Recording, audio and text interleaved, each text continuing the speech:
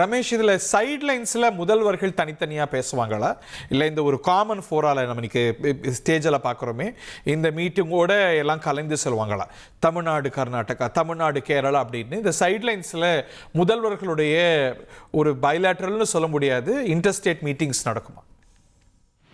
இது ஒரு official meeting தான். அதனால அபிஷியல் சம்பந்தமான விஷயங்கள் தான் ஒரு பொதுவான தளத்துல பேசப்படும். ஒருவேளை அந்த பிரேக், ஏதாவது டீ பிரேக், லஞ்ச் பிரேக் அந்த மாதிரி நடக்கும்போது தனிப்பட்ட முறையில சந்திக்கும் போது ஒரு கேஷுவல் டாக் இருக்கிறதுக்கான வாய்ப்பு இருக்கு. அப்போ அவங்க ஒரு ஸ்டேட் சம்பந்தமான ஒரு மெமரண்டம் கொடுப்பதற்கான வாய்ப்பு இருக்கு. ஆனா இன்னைக்கு இருக்கக்கூடிய அந்த அஜெண்டாவை பொறுத்த வரைக்கும் பொதுவா உள்துறை அப்படின்றது அவங்க என்னென்ன விஷயங்களை ஹேண்டில் பண்றாங்கன்னா, லா அண்ட் ஆர்டர் உள்துறை கீழே தான் வருது.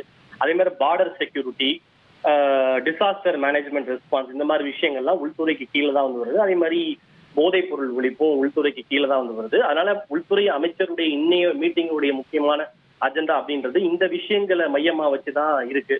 ரெண்டாவது மாநிலங்களுக்கு இடையிலான அந்த பிரச்சனைகளை பரஸ்பர ஒத்துழைப்பின் மூலமா தீர்க்க முடியும் அப்படின்றதுதான் மோடி அரசோட கொள்கை அப்படின்னு அமித்ஷா அடிக்கடி சொல்லிட்டே இருப்பாரு.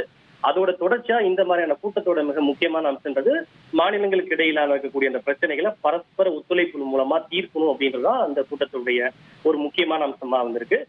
இந்த அபிஷியல் மீட்டிங்ல அவங்க முதலமைச்சர்கள் பேசும்போது மாநிலம் சம்பந்தமான சில விஷயங்களை பேசுறதுக்கான வாய்ப்பு இருக்கு. இப்போ கர்நாடகா முதலமைச்சர் பேசும்போது இந்த காவிரி மற்றும் மேற்கேட் ஆட்டாரை பத்தி பேசுறதுக்கான ஒரு சான்ஸ் இருக்கு. அது கட்டாயம் பேசுவாங்கன்னு சொல்ல முடியாது.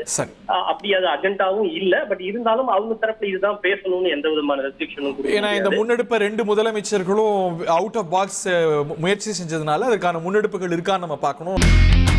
இனி செல்லும் இடமெல்லாம் செய்தி. தந்தை டிவியின் வாட்ஸ்அப் சேனலை ஃபாலோ பண்ணினா செல்ல இருக்கும் இடமெல்லாம் செய்தி. இதோ QR கோட் இப்பவே ஸ்கேன் பண்ணுங்க, ஃபாலோ பண்ணுங்க.